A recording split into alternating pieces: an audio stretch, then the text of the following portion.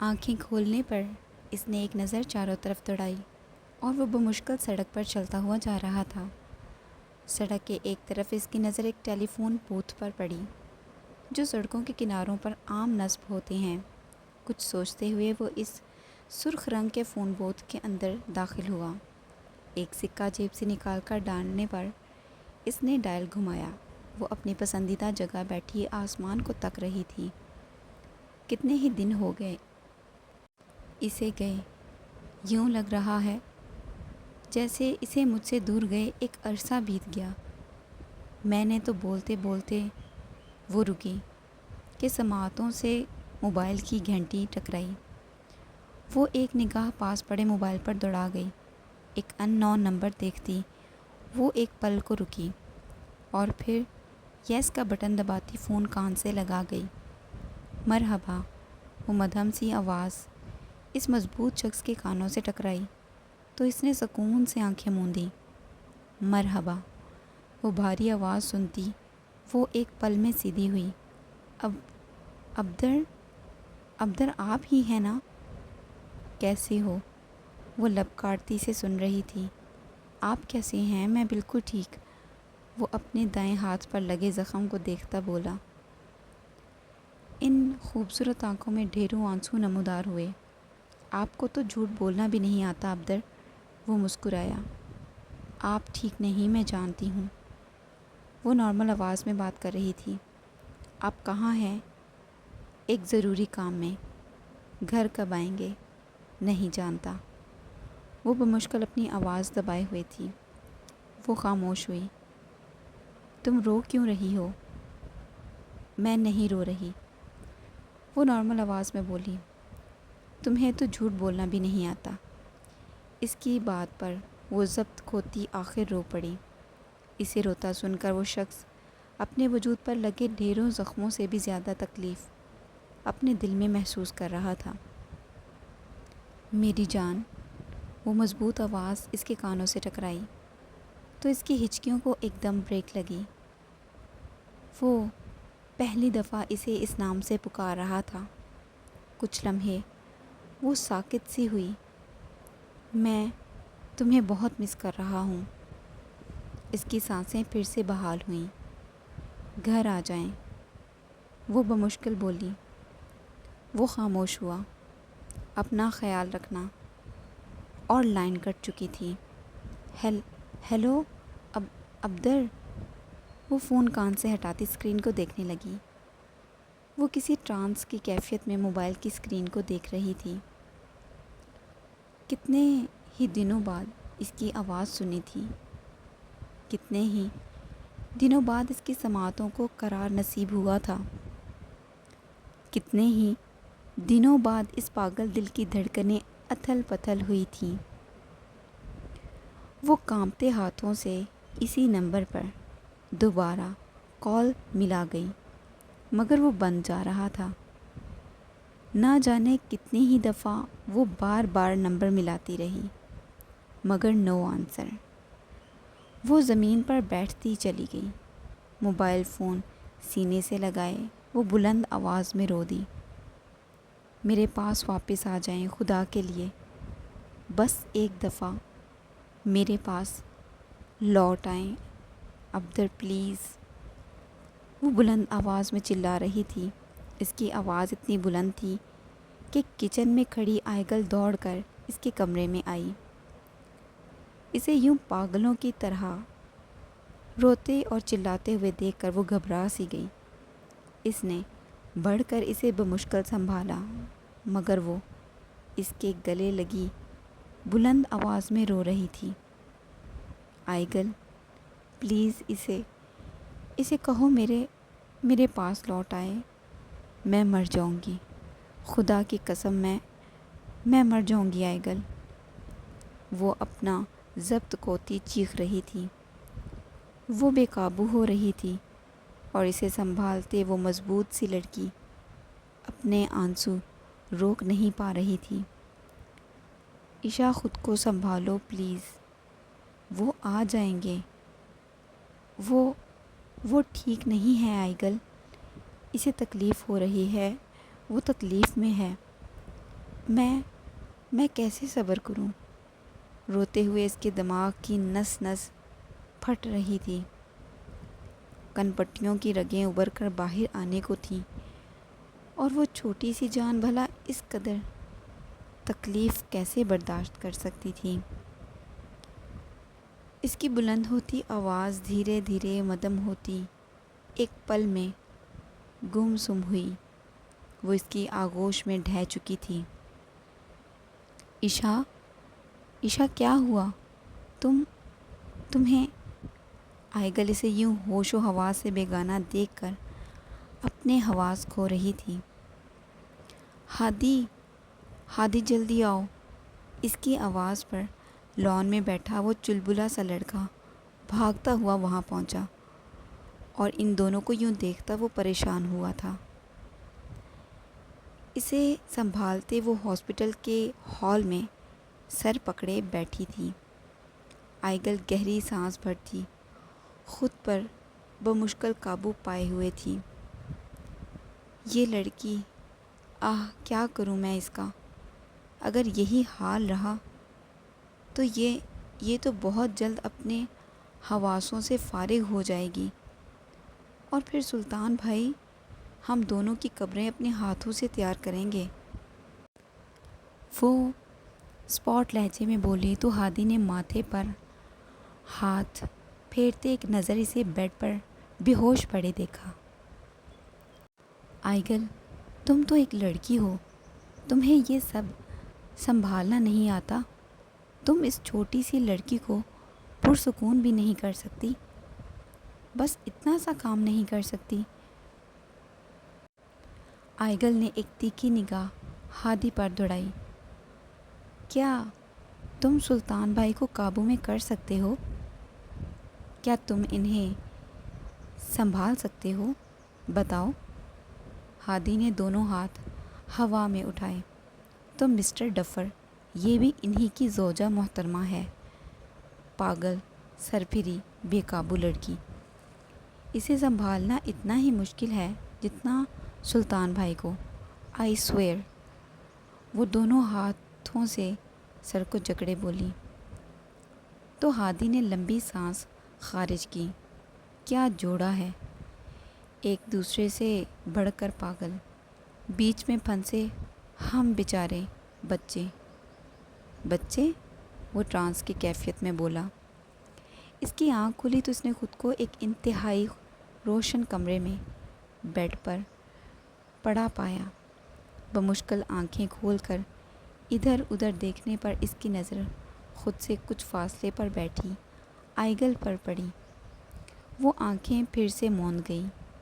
کچھ دیر ہسپتال میں گزارنے کے بعد جب وہ نارمل ہوئی تو ڈاکٹر نے اسے ڈسچارج کر دیا، اور ساتھ میں ہادی اور آئیگل کو خاص تنبیہ کی کہ اسے جتنا پرسکون رکھا جائے اتنا ہی بہتر ہے۔ ان کے مطابق ان کے بہت زیادہ سوچنے کی وجہ مینٹل ڈس آرڈر کی شکل اختیار کر سکتی ہے۔ خاموشی سے آنکھیں موندے وہ آئیگل ہی کی ہر بات کا بس ہاں میں جواب دے رہی تھی۔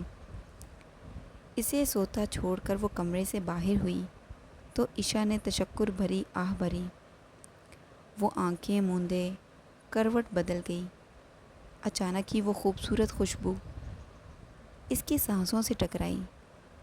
اس کی آنکھوں کی پتلیاں گڑبڑائیں۔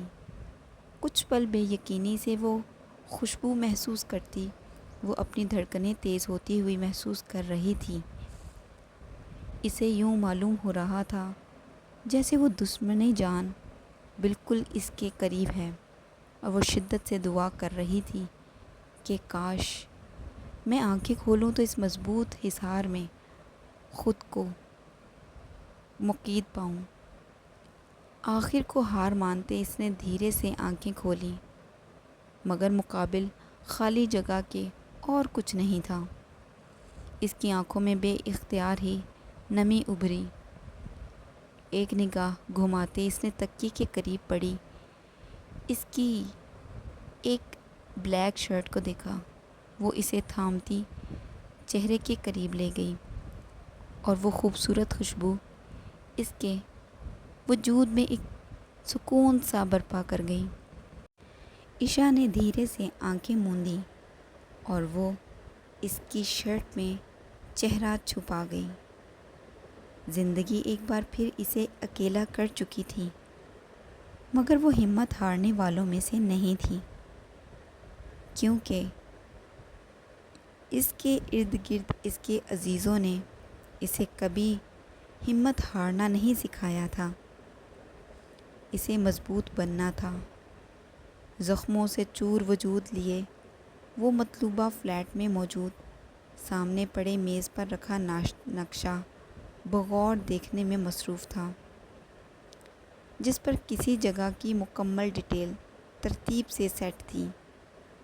ٹیبل کے ارد گرد سلطان نے کے علاوہ جیمز اور اس کے دوست فیرا سلطان کی بتائی ہر ڈیٹیل پر غور و فکر کرنے میں مصروف تھے۔ میرے خیال سے ہمیں دن کے وقت حملہ کرنا چاہیے۔ فیرا کی آواز پر سلطان نے ایک نظر اسے دیکھا۔ کوئی خاص وجہ؟ اس جگہ دن کے وقت سیکیورٹی نہ ہونے کے برابر ہوتی ہے۔ وہ اتنا تو جانتے ہیں کہ دن کے وقت کوئی اپنی جان خلاصی کروانے وہاں نہیں جائے گا، اور رات کے وقت اس ایریا میں کافی ہیوی سیکیورٹی ہوتی ہے۔ جیمز نے بھی فیرا کی بات سے اتفاق کیا۔ سلطان نے ایک نظر بغور اس نقشے پر دوڑائی۔ وہاں کا سیکیورٹی سسٹم ہیک کرنا ہوگا۔ مطلوبہ انفارمیشن میں یہ سب سے اہم چیز ہے۔ فیرا نے بازوؤں کے کف فولڈ کرتے اپنے بال جھٹکے، جو کان کی لو تک بمشکل پہنچ پا رہے تھے۔ اس کے لیے میں ہوں نا، کہتی ہوئی وہ ٹیبل پر پڑے لیپ ٹاپ کی طرف آئی۔ اس نے ایک لمبی سانس بھری اور اپنے کام میں مصروف ہوئی۔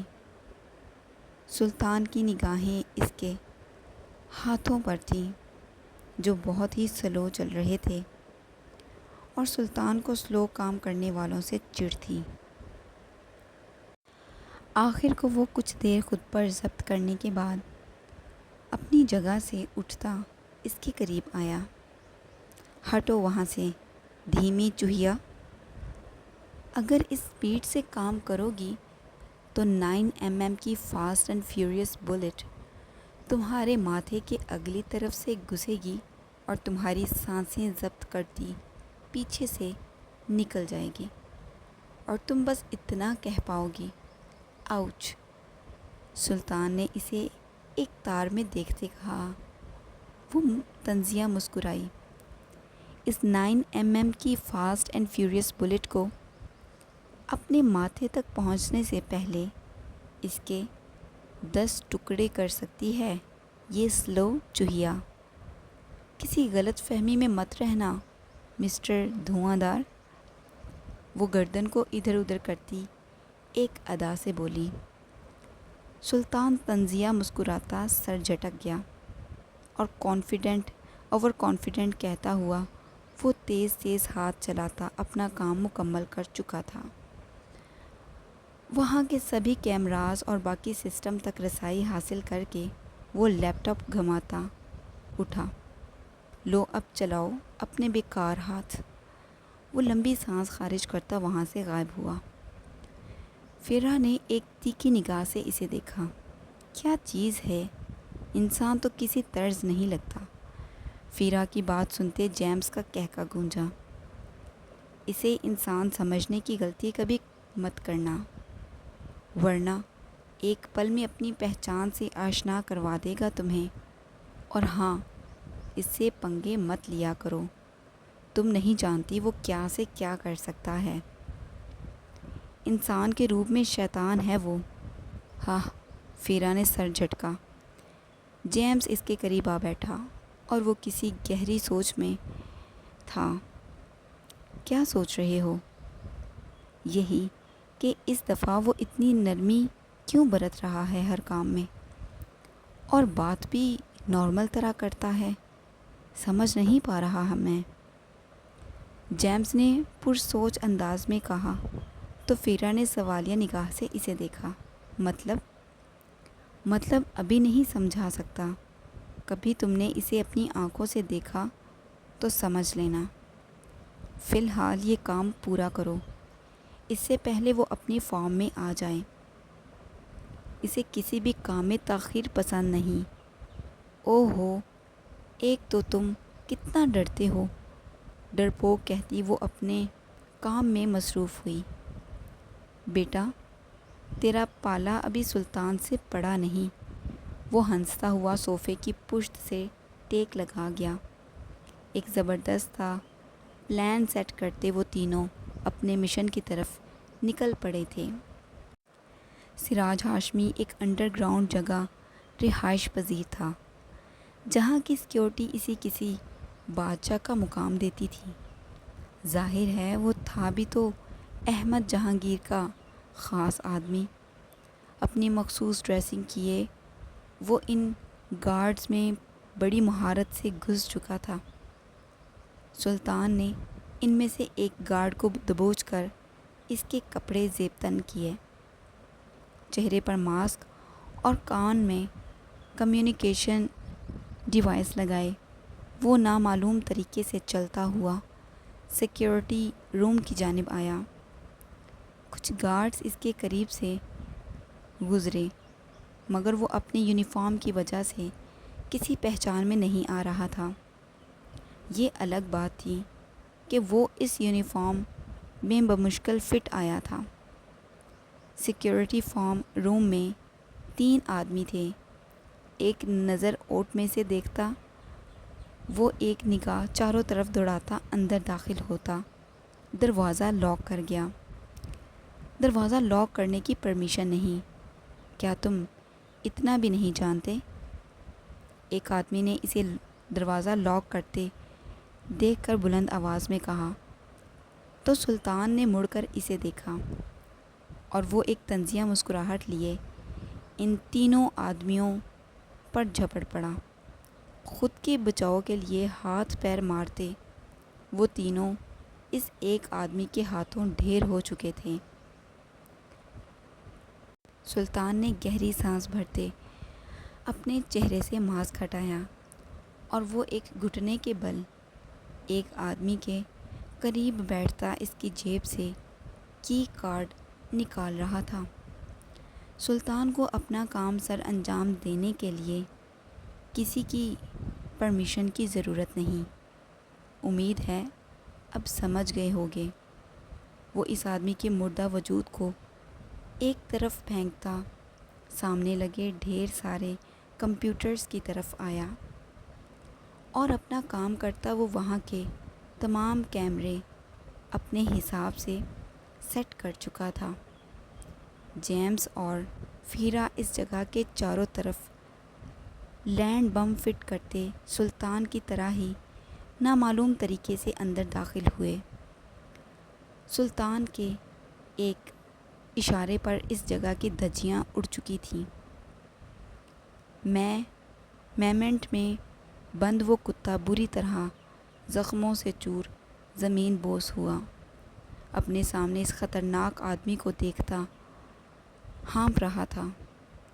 سلطان اس کے سامنے پڑی کرسی پر براجمان ہوتا ایک شیطانی سی مسکراہٹ لیے اسے اپنے تیز نگاہوں سے دیکھتے اور اس کی قسمت پر افسوس کرنے میں مصروف تھا۔ آخر کار اونٹ پہاڑ کے نیچے آ ہی گیا، پر یہ کمزور اونٹ اس پہاڑ کا وزن برداشت نہیں کر پائے گا۔ وہ بری طرح ہانپتا ہوا نیم آنکھیں کھولے اسے تاک رہا تھا۔ بور ہو چکا ہوں۔ وہ اس کی عجیب سی آواز سنتا آخر اپنی جگہ سے اٹھا اور اسے اپنی مضبوط گرفت میں مقید کر گیا۔ اس کی گردن پر سلطان کے بازوں کی گرفت اتنی مضبوط تھی کہ اس آدمی کو اپنی آنکھیں اپنے مقام سے باہر آتی ہوئی محسوس ہو رہی تھیں۔ اس کی آخری سانسوں پر سلطان نے اسے ایک جھٹکے سے دور پھینکا اور وہ اپنے بیگ کی طرف بڑھا۔ سلطان نے اپنے بیگ میں ہاتھ ڈالے ایک لمبی اور تیز دھار والی تلوار نکال کر آنکھوں میں ایک چمک لیے اسے دیکھا۔ تیرا قصہ خلاص کرنے کے لیے یہ چھوٹا سا خنجر کافی نہیں ہوگا۔ سلطان نے اسے اٹھاتے بمشکل گھٹنوں کے بل بٹھایا اور اس کے گرنے سے پہلے ہی وہ ہاتھ میں پکڑی تلوار گھما کر اس کا سر اس کے وجود سے جدا کر گیا۔ اس کے دھڑ سے نکلتا خون کا فوارہ ابھر کر زمین پر پھیلا۔ اس میمنٹ میں داخل ہوتی فیرا اس منظر کو دیکھتی اپنی جگہ بمشکل کھڑی تھی۔ سلطان نے دھاڑتے ہوئے اس کے وجود کے ڈھیروں ہی ٹکڑے کر ڈالے تھے۔ تلوار کے ہر وار پر اس کی بلند دھاڑیں دروازے پر کھڑی اس لڑکی کو دھیرے دھیرے لرزنے پر مجبور کر گئی تھیں۔ فیرا نے لبوں پر زبان پھیرتے پلکیں جھپکتے ایک محتاط سی نگاہ اس پر دوڑائی جو خون سے لت پت چہرہ اور وجود لیے کسی خون خوار جانور کی مانند معلوم ہو رہا تھا۔ اس کے حواس تب بحال ہوئے جب جیمز نے اسے کندھوں سے جھنجھوڑا۔ وہ ایک دم چونکی اور اس کی نظر سلطان سے ہٹی۔ جیمز نے ایک نظر اسے دیکھا۔ اے یار، ایک تو یہ پاگل انسان کہیں بھی رائتا پھیلا دیتا ہے۔ وہ اپنے سامنے اس غلیظ آدمی کے ٹکڑے دیکھتا منہ پر ہاتھ رکھے رخ موڑ گیا۔ بس کچھ ہی لمحوں میں اس میمنٹ سے خون اور کٹے ہوئے انسانی گوشت کی بو اس قدر بڑھ گئی تھی کہ فیرا اور جیمز سے وہاں ایک منٹ بھی رکنا محال ہو رہا تھا۔ وہ اسے ایک نظر دیکھتے وہاں سے نکلے تھے جبکہ وہ جنگلی بھیڑیا خون کی ان ندیوں میں زمین پر شل انداز میں لیٹا اس عجیب سی بو کو محسوس کرتا خود پر ایک جنون سا طاری ہوتا محسوس کر رہا تھا، یوں جیسے کسی خونخوار جانور کو بہت دن بھوکا رکھنے کے بعد تازہ گوشت فراہم کر دیا جائے تو وہ جس بے صبری سے اور خونخواری سے اس کے ٹکڑے کر کے اپنے حلق میں اتارتا ہے، بالکل ویسے ہی وہ اس وقت ایک انسان تو بالکل نہیں لگ رہا تھا، اور وہ زخمی بھیڑیا اپنے شکار سے بھرپور لطف اندوز ہو رہا تھا۔ آخر کچھ دیر اپنے دل کی بھڑاس نکالتے وہ اٹھا اور اس کا کٹا سر اٹھا کر اپنے بیگ میں ڈالتا بیگ کندھوں پر ڈالے وہاں سے باہر نکلا۔ اپنا پارسل مطلوبہ جگہ بھیج کر وہ واپس اس فلیٹ میں آیا۔ خود پر سے وہ غلیظ خون صاف کرتے وہ خود کو آئینے میں دیکھتا عجیب محسوس کر رہا تھا۔ مجھے کوفت ہوتی ہے سلطان کے وجود سے جب اس کے وجود پر وہ خون۔ وہ سختی سے آنکھیں میچ گیا۔ سلطان نے اپنی پینٹ کی جیب میں ہاتھ ڈالا مگر وہاں اس کا والیٹ موجود نہیں تھا۔ وہ تیزی سے اپنے کوٹ اور جیکٹ میں دیکھتا متذبذب سا ہوا مگر وہ اسے کہیں نہیں ملا۔ وہ اپنے کمرے میں داخل ہوتا ہر جگہ اسے تلاش کر رہا تھا۔ کچھ ڈھونڈ رہے ہو؟ اپنے عقب سے آتی فیرا کی آواز پر وہ مڑا۔ اس نے اس کا والیٹ اس کی طرف اچھالا، جسے کیچ کرتا وہ اسے کھول کر دیکھتا تشکر بھری سانس خارج کر گیا۔ تمہاری گرل فرینڈ تو کافی خوبصورت ہے، ماننا پڑے گا ویسے تمہاری پسند کو۔ وہ دونوں ہاتھ آپس میں باندھے دیوار کی پشت سے ٹیک لگائے کھڑی تھی۔ سلطان نے ایک تیکھی نگاہ سے اسے دیکھا اور وہ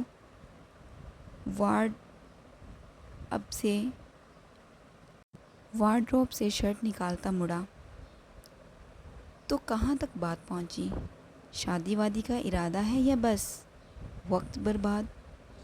وہ کافی نارمل انداز میں بول رہی تھی، جبکہ وہ اسے یکلخت نظر انداز کیے اپنے کام میں مصروف تھا۔ وہ چلتی ہوئی اس کے قریب آ رکی۔ والیٹ جیب میں رکھتا وہ مڑا تو وہ اس سے بس کچھ ہی فاصلے پر کھڑی تھی۔ سلطان نے اپنی تیز نگاہ اس پر دوڑائی۔